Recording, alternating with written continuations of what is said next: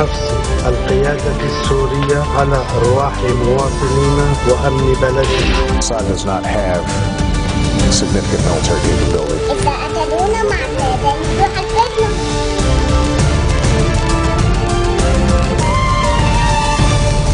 Bonjour à tous et merci de nous rejoindre sur Futur TV pour cette nouvelle édition de la rédaction. Voici les titres de ce journal. Le président de la République, Michel Sleiman, s'est envolé ce matin pour New York où il doit participer au débat de la 68e session de l'Assemblée générale des Nations unies. Plus de 140 chefs d'État ou de gouvernement devraient être présents. Le ministre russe des Affaires étrangères, Sergei Lavrov, a accusé ce dimanche les États-Unis de faire du chantage à la Russie et ce pour que Moscou soutienne une résolution dure à l'ONU contre la Syrie.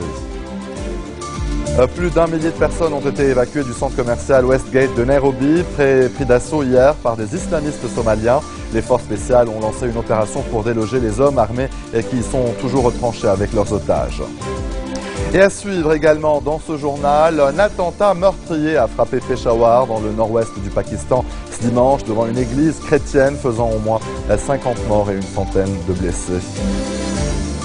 Je vous disais en titre, le président de la République, Michel Sleiman, s'est envolé ce matin pour New York où il doit participer au débat de la 68e session de l'Assemblée générale des Nations unies. Plus de 140 chefs d'État ou de gouvernement devraient être présents. Une délégation ministérielle de haut rang accompagne le chef de l'État qui prononcera son discours à la tribune de l'ONU mardi soir. En marge de la réunion de l'Assemblée générale, le président Sleiman devrait rencontrer plusieurs de ses homologues, dont l'Américain Barack Obama, l'Iranien Hassan Rouhani et le Français François Hollande. Sleiman s'entretiendra également avec le secrétaire général des Nations Unies, Ban Ki-moon, qui présidera mercredi prochain, le 25 septembre, la réunion du groupe international d'appui au Liban. Une réunion pour aider le Liban à faire face au flux de réfugiés syriens, mais aussi pour consacrer le soutien international à la souveraineté et à la stabilité politico-sécuritaire du pays, conformément à la déclaration de Bravda. Le Hezbollah et les FSI et l'armée, main dans la main contre le terrorisme, selon le ministre sortant de l'Intérieur, Marwan Charbel. Le nouveau plan sécuritaire pour la banlieue sud de Beyrouth, qui entre en vigueur ce lundi, sera exécuté en collaboration avec le Hezbollah. Dans une interview accordée à nos confrères de La Voix du Liban, le chef de l'Intérieur a indiqué que les forces armées établiront des postes de contrôle aux entrées de la banlieue sud pour une durée illimitée. Charbel espère ainsi mettre un terme au phénomène de l'autosécurité qui s'est installé en quelques jours après les attentats meurtriers qui ont secoué le fief du parti chiite le mois dernier. Et son chef Hassan Nasrallah devrait prononcer un discours demain lundi à 20h30 heure de Beyrouth, un discours axé sur les derniers développements au Liban et dans la région, avec en tête le conflit syrien. Lors de sa dernière intervention télévisée fin août, Hassan Nasrallah avait réaffirmé l'engagement de sa milice aux côtés des forces du président Bachar el-Assad et s'était dit prêt à prendre lui-même les armes. Le député du Hezbollah, Ali Fayad, est revenu à la charge au sujet de la composition du gouvernement. Il a mis l'accent sur la nécessité de former un gouvernement au sein duquel les différentes factions politiques devraient être représentées. Le député a réitéré le rejet de son parti du projet d'équipe ministérielle basé sur la formule des 3-8. 8 ministres représentant le 14 mars, 8 le 8 mars, 8 le bloc dit des centristes. Fayad a estimé que ces formules soutenues par l'Alliance du 14 mars visent à exclure certaines parties et n'est pas adéquate pour le Liban dans les circonstances politiques et sécuritaires actuelles. Nommé le 6 avril dernier au poste de Premier ministre, au terme de 2 jours de consultation parlementaire, Tamam Salam peine toujours à constituer un gouvernement en raison notamment des divisions entre les différents partis politiques libanais sur le conflit syrien.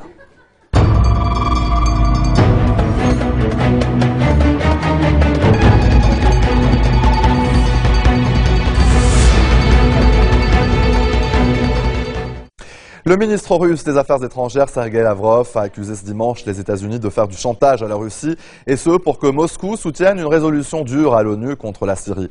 Faute de quoi, Washington aurait menacé, selon Lavrov, d'arrêter de travailler à l'Organisation pour l'interdiction des armes chimiques.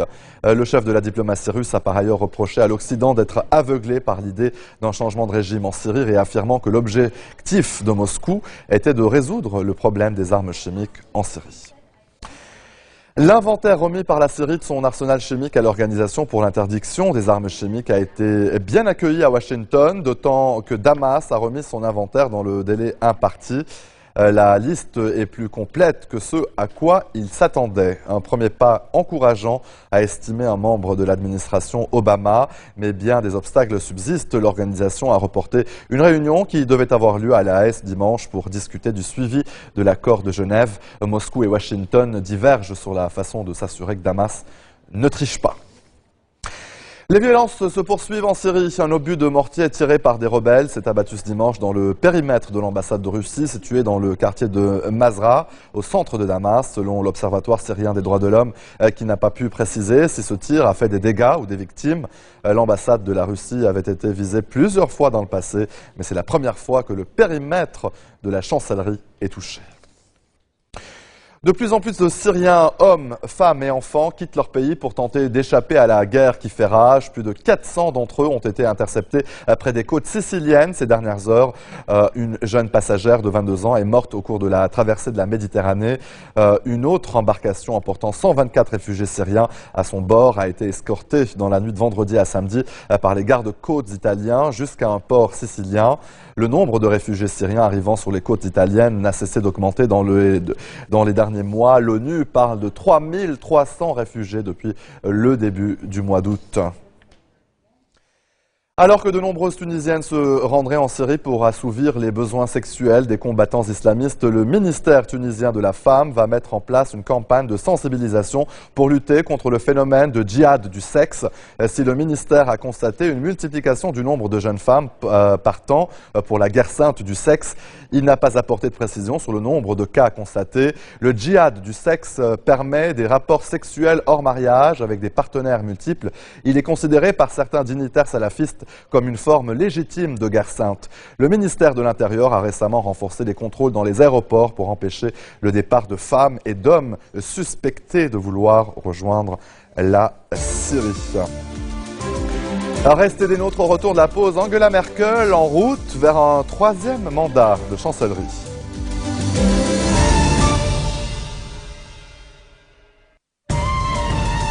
Avec 3 heures de retard. Retour sur le plateau de l'info, ils ont échappé au massacre. Plus d'1 millier de personnes ont été évacuées du centre commercial Westgate de Nairobi, pris d'assaut hier par des islamistes somaliens. Des tirs nourris ont été entendus à l'intérieur du centre commercial ce dimanche. Les forces spéciales ont lancé une opération pour déloger les hommes armés qui sont toujours retranchés avec leurs otages. L'attaque de ce luxueux complexe de la capitale kenyane a fait au moins 59 morts et 200 blessés. Le président Kenyatta promet d'écraser les terroristes. Les Shebab avait promis de frapper le Kenya en représailles à son intervention militaire en Somalie. Il s'agit de l'attaque la plus meurtrière à Nairobi depuis l'attentat suicide d'Al-Qaïda en août 1998 contre l'ambassade américaine. Plus de 200 personnes avaient été tuées. Médecins sans frontières apportent une aide médicale d'urgence ainsi que des renforts logistiques en eau et assainissement dans l'ouest de l'Ouganda suite à l'afflux de dizaines de milliers de réfugiés qui fuient depuis mi-juillet les violences dans la province du Nord Kivu en République démocratique du Congo. Nous sommes à Bubukwanga, non loin de la frontière avec la République démocratique du Congo. Ce camp prévu à la base pour 12 000 personnes en compte aujourd'hui le double. Et l'arrivée des pluies risque de voir les conditions de vie des réfugiés se dégrader. Aujourd'hui, nous sommes en train de partager les bâches, sans chambre, sans quoi, avec tous ces enfants, ça ne va pas. Surtout quand il pleut ici, c'est un problème. On passe la nuit dans l'eau. Dans ces conditions, maintenir une hygiène acceptable afin d'éviter la propagation de maladies est un véritable défi. Les équipes MSF prennent donc en charge l'approvisionnement en eau potable et la construction de latrines. MSF offre aussi des soins de santé aux mères et aux enfants et prend en charge la vaccination et le traitement de la malnutrition. Chaque jour, environ 300 personnes se rendent dans la structure de santé pour y recevoir une consultation, le plus souvent pour des infections respiratoires, du paludisme ou des diarrhées. Enfin, les victimes de violences sexuelles peuvent également recevoir une prise en charge ici. Depuis la fin août, les réfugiés sont peu à peu transférés vers un nouveau camp, permanent celui-ci, à 150 km du premier. MSF suit les réfugiés et transfère peu à peu ses activités vers le nouveau camp. Un poste de santé au niveau de la zone d'accueil permet de repérer rapidement les besoins et d'assurer la continuité du traitement des enfants malnutris. Allez, en bref, dans le reste de l'actualité, c'est un attentat meurtrier qui a frappé Peshawar dans le nord-ouest du Pakistan ce dimanche. 2 kamikazes se sont fait exploser à la sortie de la messe devant une église chrétienne, faisant au moins 50 morts et une centaine de blessés. Les chrétiens représentent 2% de la population du pays. Ils sont régulièrement victimes de discrimination et de violence, mais rarement d'une telle ampleur. Les bureaux de vote sont ouverts en Allemagne. Près de 62 millions d'électeurs sont appelés aux urnes pour renouveler le Bundestag qui élira à son tour le ou la chancelière. La cote de popularité d'Angela Merkel est supérieure à 50% et son parti chrétien-démocrate est en tête dans les sondages. Mais pour former une majorité, elle a besoin d'un partenaire et ses anciens alliés libéraux pourraient bien ne pas entrer au Parlement. C'est le genre de prise que les policiers ne font qu'une fois dans leur vie. Un peu plus d'1 tonne de cocaïne a été saisie dans des bagages sur un vol entre Caracas et Paris. De la cocaïne pure d'une valeur à la revente d'environ 50 millions d'euros. Plusieurs personnes ont déjà été placées en garde à vue. Cette saisie constitue un véritable record. C'est la plus importante jamais réalisée en France métropolitaine. En Chine, c'est l'épilogue de la saga Bozilla et l'ex-étoile montante du Parti communiste a été condamné à la prison à vie pour corruption, détournement de fonds et abus de pouvoir. Le verdict a été rendu ce dimanche par le tribunal de Jinan. Bozilla est aussi déchu de ses droits politiques et ses biens seront saisis. Une peine que les autorités chinoises voudraient exemplaire. De violents incidents se produisent chaque jour dans l'est du pays en raison de retournements d'alliances entre groupes et à cause du banditisme. Les besoins médicaux y sont énormes et le taux de mortalité infantile l'un des plus élevés au monde. Pour survivre, les femmes du camp de Kanya-Rouchinia vendent du bois. Quelques branches ramassées dans les environs et qui assureront leur survie jusqu'à la prochaine distribution de nourriture. Nous sommes à quelques kilomètres au nord de Goma, en octobre 2012. Les rebelles du M23 ont pris le contrôle de la zone et ont poussé des milliers de personnes sur les routes. L'équipe des M23 qui nous menaçait du jour au jour, même pendant la nuit, de violer nos filles et nos femmes. Et nous tabasser du jour au jour, nous les hommes. Je n'ai rien maintenant, je n'ai rien, absolument rien. Je vis au départ des autres. Au total, près de 500 000 personnes ont été déplacées par le conflit depuis avril 2012. L'aide humanitaire est insuffisante, la population vulnérable. Il n'y a pas un bon approvisionnement en eau potable, il n'y a pas de latrines, même aussi, il n'y a pas aussi des aliments pour les déplacés ainsi que les résidents. Et comme conséquence, nous avons des cas de malnutrition, nous avons des cas des infections respiratoires. Bref, nous avons toutes les maladies à potentiel épidémique. MSF a assuré durant 6 mois jusqu'en décembre les soins de santé primaires dans ce camp. Elle a également pris en charge les victimes de violences sexuelles, vacciné les enfants contre la rougeole et installé un centre de traitement du choléra. Les équipes interviennent aussi dans l'hôpital de Rutshuru. Avec les événements qui se passent dans la région, on a eu une augmentation des activités au niveau du bloc opératoire. On a reçu pendant la période chaude beaucoup de blessés par arme à feu.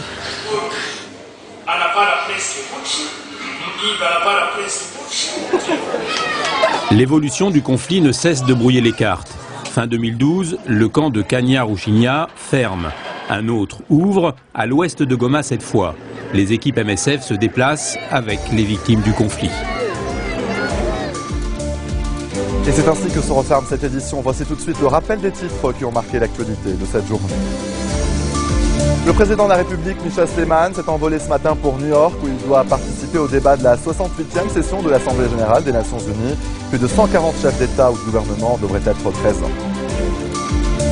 Le ministre russe des Affaires étrangères, Sergei Lavrov, a accusé ce dimanche les États-Unis de faire du chantage à la Russie et ce, pour que Moscou soutienne une résolution dure à l'ONU contre la Syrie.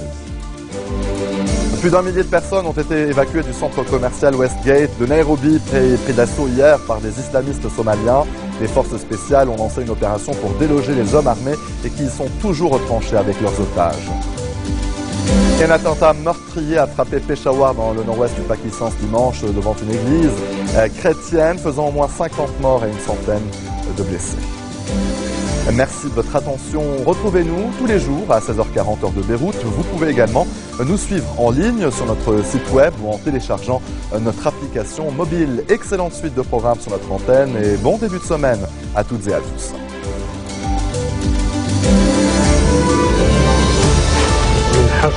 القيادة السورية على أرواح مواطنينا وأمن بلدنا. Assad does not have significant military capability.